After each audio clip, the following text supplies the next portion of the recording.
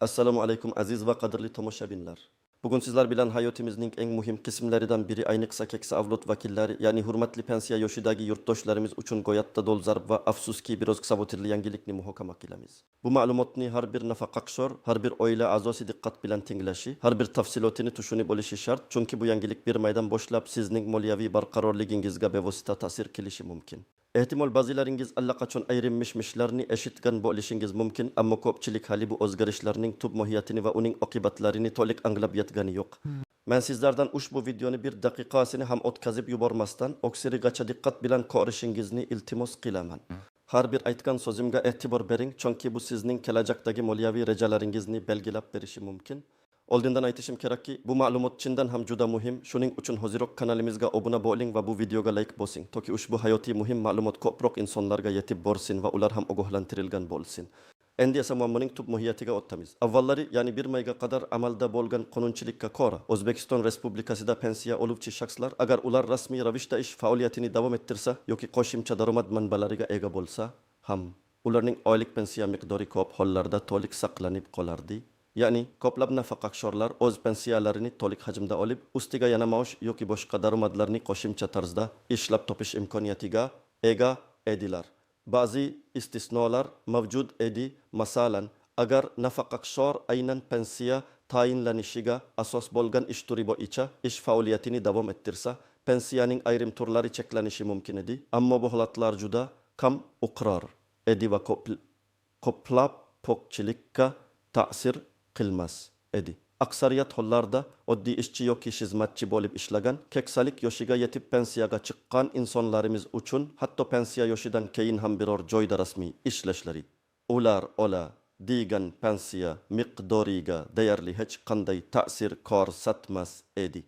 Bu holat albatta ko'plab nafaqashorlarning moliyaviy ahvolini sezilarli darajada yaxshilashga xizmat qilgan edi. Chunki ular ham davlat tomonidan beriladigan nafaqani olib, ham o'z mehnatlari evaziga oila byudjetiga hissa qo'shishlari mumkin edi. Ammo endi vaziyat tubdan o'zgardi.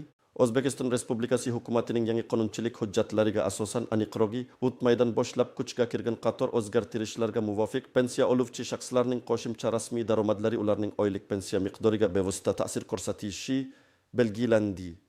Bu degani, agar siz pensiya oluvchi bo'lsangiz va bir vaqtning o'zida rasmiy ravishda biror joyda ishlasangiz yoki boshqa rasmiy daromad manbalariga, masalan, ijara daromadi, tadbirkorlik faoliyatidan olingan daromad, aksiyalar dividendlaridan olingan daromad va hokazo ega bo'lsangiz, endilikda sizning pensiya miqdoringiz qayta ko'rib chiqilishi va ma'lum bir tartibda kamaytirilishi mumkin.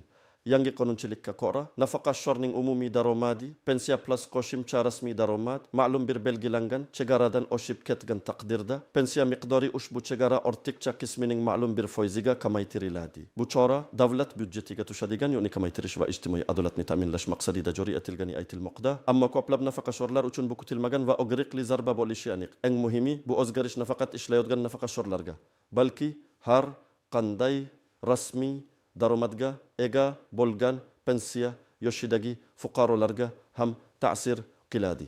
Endi esa batafsilroq to'xtalib o'tamiz. Kimlar savotir olishi kerak va kimlar nisbatan xotirjam bo'lishi mumkin?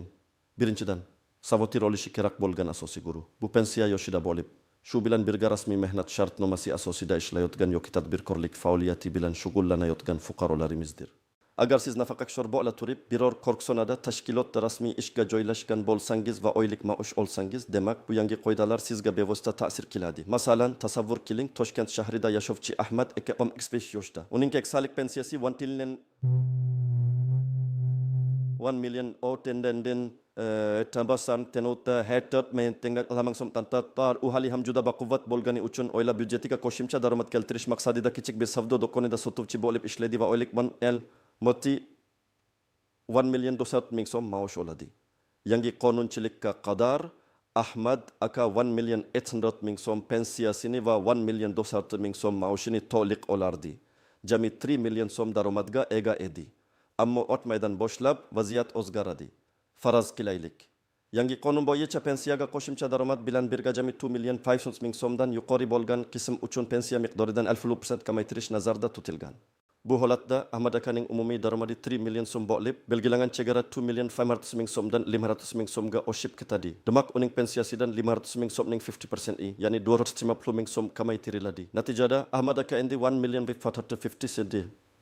Miketisi bing so'm tetepetantayan ensim si eseja oladi va umumiy daromadi 2 million 750 ming so'mga aylanadi. Ko'rib turganingizdek, bu sezilarli darajada kamayishdir. İkinci bir misol, Farg'onada yashovchi Dilfuza opa 64 yoshda. Uning pensiyasi 1 million 600 ming so'm. Oilasini moddiy jihatdan qo'llab-quvvatlash uchun u o'z uyining bir qismini talabalarga ijaraga beradi va oyiga 700 ming so'm rasmiy ijara daromadi oladi. Ilgari uning pensiyasiga bu ijara daromadi hech qanday ta'sir qilmas edi. Endilikda esa agar u bu ijara daromadini rasmiy ravishda soliq organlarida deklaratsiya qilgan bo'lsa, bu ham umumiy daromadiga qo'shiladi. Agar yuqoridagi kabi chegara 2 million 500 ming so'm bo'lsa, Dilfuza opaning umumiy daromadi 8 million 800 ming plus 700 ming aksakaf 4 million 300 ming so'm. Bu chegaradan oshmaydi. Demak, uning pensiyasi kamaytirilmaydi. Ammo agar ijara daromadi 1 million 200 ming so'm bo'lsa, umumiy 4 million 800 ming so'm.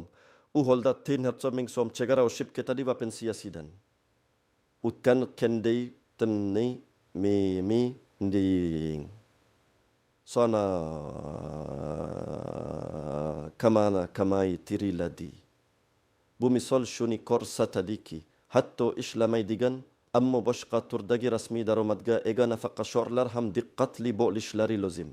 Uchinchidan, kimlar savotirlanmasligi kerakligi haqida. Bu yangi qoidalar birinchi navbatda faqat davlat pensiyasi hisobidan yashayotgan va hech qanday rasmiy qo'shimcha daromad manbalariga ega bo'lmagan nafaqaxo'rlarga ta'sir qilmaydi. Agar siz faqat pensiya oluvchi bo'lsangiz va rasman ishlamasangiz, hech qanday tadbirkorlik faoliyati bilan shug'ullanmasangiz, mulkingizni ijaraga bermasangiz yoki boshqa rasmiy daromadlarga ega bo'lmasangiz, unda sizning pensiya miqdoringizga hech qanday o'zgarish bo'lmaydi va siz uni to'liq hajmda olishda davom etaverasiz. Shuningdek, norasmiy daromadlar, masalan, qo'shnining bolasiga qarab berishdan olingan pul, bozorga meva-cheva olib chiqib sotishdan olingan o'z miqdordagi foyda, agar bu rasman ro'yxatdan o'tkazilmagan bo'lsa, hozircha ushbu qoidalar doirasiga kirmaydi. Biroq shuni ham eslatib o'tish joizki, kelajakda norasmiy daromadlarni ham nazorat qilish bo'yicha mexanizmlar joriy etilishi ehtimoliy.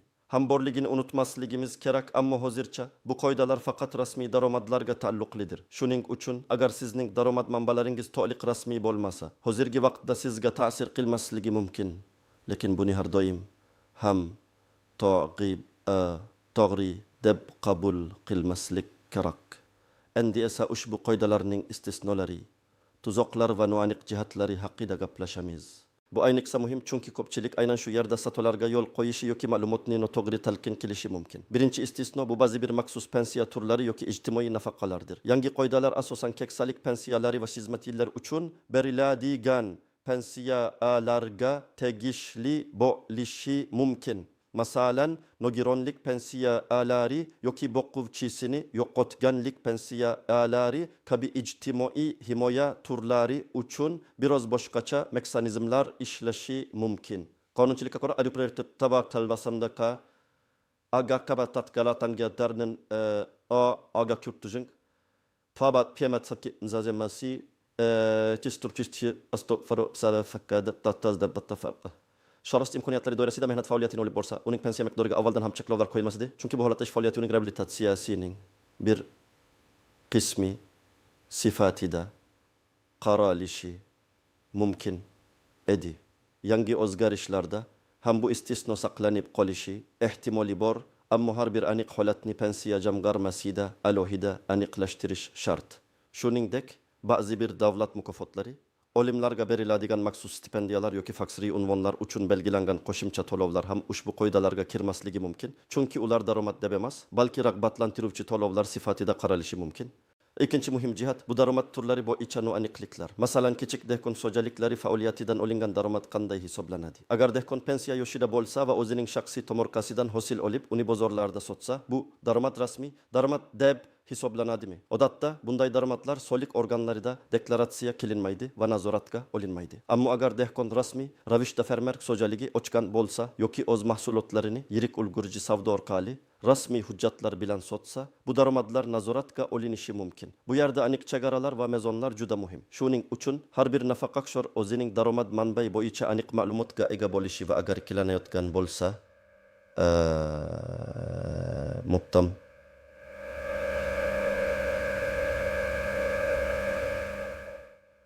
sizdan maslahat olishi zarur. Uchinchi tuzuk esa moddalatdi. Bu o'tish davri qoidalari va deklaratsiya qilish muddatlaridir. Yangi qonunchilik birdaniga kuchga kirgan bo'lsa-da, ba'zi holatlarda daromadlarni deklaratsiya qilish yoki pensiya miqdorini qayta hisoblash uchun ma'lum bir o'tish davri yoki imkoniyatlar berilishi mumkin. Masalan, ayrim hollarda birinchi oy yoki 3 oy davomida ogohlantirish berilib, pensiya to'liq to'lanishi so'ngra keyingi oylardan boshlab kamaytirilishi mumkin. Ammo bu hozircha taqsimlar, shuning uchun eng to'g'ri yo'q. 5.4 paptomten da bir patomta konkonba deyishotda o'zgarishlar kuchga kirishi bilan tegishli idoralarga murojaat qilishdir.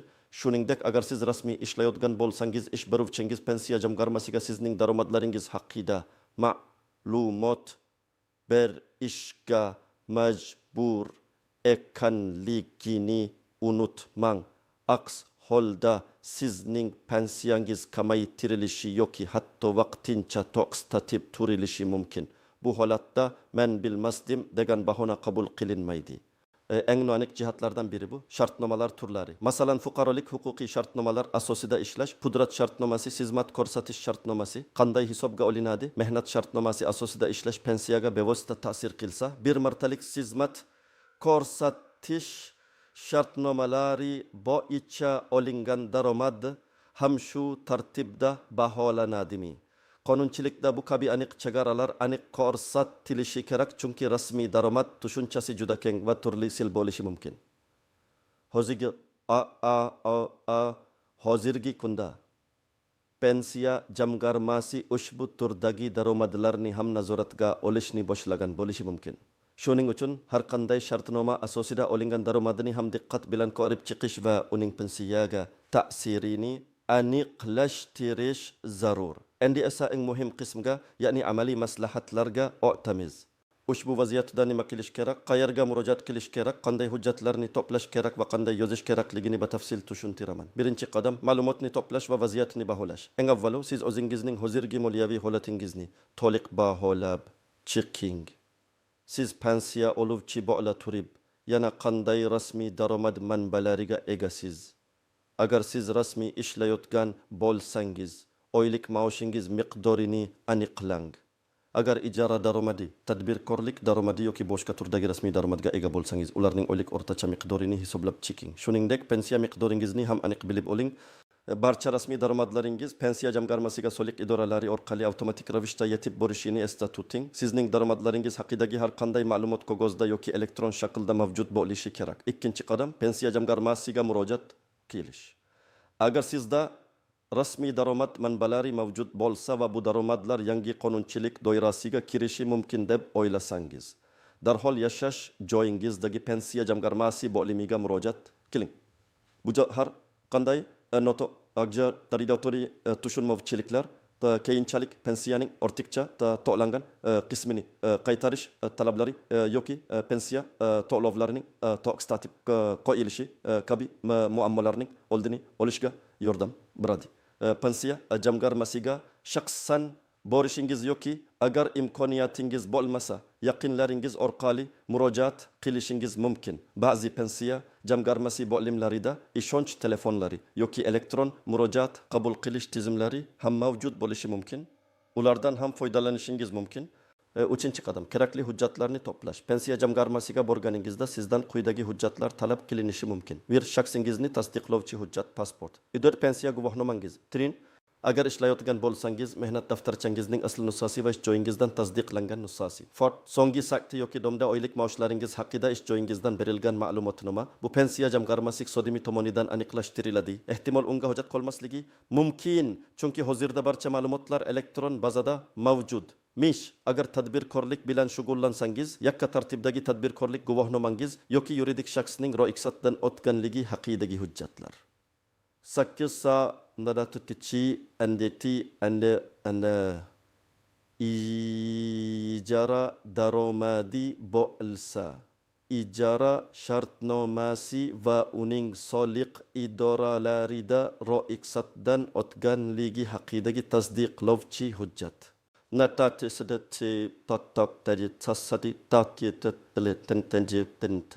Boshqa rasmiy daromad manbalari bo'lsa, ular bo'yicha tasdiqlovchi hujjatlar, masalan dividendlar bo'yicha ma'lumotnoma. Barcha hujjatlarning nusxalarini ham o'zingiz bilan olib borishni unutmang, ba'zan talab qilinishi mumkin. Asl hujjatlarning barchasini ko'rsatib, nusxalarini topshirishingiz mumkin. 4-qadam. Yozma ariza yoki tushuntirish hissati. Pensiya jamg'armasi iqtisodiy bilan muloqot qilganingizda o'zingizning holatingizni to'liq tushuntiring. Agar talab qilinmasa ham, yozma ariza bilan murojaat qilishni tavsiya etaman. Arizada siz o'zingizning pensiya oluvchi ekanligingizni, qo'shimcha rasmiy daromad manbalaringizni va ularning miqdorini aniq ko'rsating. Arizaning oksirida yangi qonunchilikka asosan mening pensiyamni qayta ko'rib chiqishingizni va menga tegishli o'zgarishlar haqida yozma. Ma'lumot berishingizni so'rayman deb yozishingiz maqsadga muvofiq bo'ladi. Ariza 2 nusxada yozilib, bir nusxasi pensiya jamg'armasida qolsin. Ikkinchi nusxasida sizga qabul qilinganligi haqida belgi qo'yilib, sanasi ko'rsatilgan holda qaytarib berilishini talab qiling. Bu sizning murojaatingiz rasman ro'yxatdan o'tganligini tasdiqlaydi va kelajakda yuzaga kelishi mumkin bo'lgan muammolarda isbot bo'lib xizmat qiladi. 5-qadam. Maslahat olishdan tortinmang. Agar sizda biron bir noaniq savol qolsa yoki pensiya jamg'armasi iqtisodiy bergan ma'lumotlar sizni to'liq qoniqtirmasa, advokatlardan yoki ijtimoiy himoya bo'yicha mutaxassislardan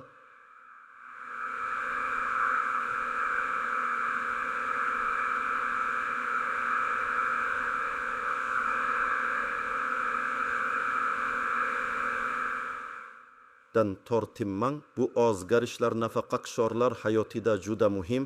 Shuning uchun bu masalaga jiddiy yondashish zarur. Ba'zi mahallalarda yoki jamoat tashkilotlarida ham yuridik yordam ko'rsatish markazlari bo'lishi mumkin. Ularga ham murojaat qilib ko'ring. Xulosa qilib aytganda, aziz do'stlar, bir maydan boshlab pensiya to'lovlari bo'yicha jiddiy o'zgarishlar kuchga kirdi. Agar siz pensiya yoshida bo'lib, shu bilan birga rasmiy daromadga ega bo'lsangiz, endilikda sizning pensiya miqdoringiz qayta ko'rib chiqilishi va hatto kamaytirilishi mumkin. Shuning uchun bu masalaga e'tiborsiz qaramasligingizni, yuqorida aytilgan amaliya maslahatlarga amal qilishingizni qat'iy tavsiya etaman. O'zingizning holatingizni aniqlashtirish uchun yashash joyingizdagi pensiya jamg'armasi bo'limiga murojaat qiling va barcha savollaringizga aniq javob oling. Bu sizning moliyaviy barqarorligingizni saqlab qolish uchun juda muhimdir. Ushbu videodagi ma'lumotlar siz uchun foydali bo'ldi degan umiddaman. Agar bu o'zgarishlar haqida sizning shaxsiy fikringiz yoki savollaringiz bo'lsa, ularni izohlarda yozib qoldiring. Men har bir izohni o'qib chiqishga harakat qilaman va imkon qadar javob beraman. Videoga like bosing va kanalimizga obuna bo'lishni unutmang. Toki bizning yangi va muhim ma'lumotlarimizni birinchilardan bo'lib qabul qilib olasiz. Sog' bo'ling, omon bo'ling.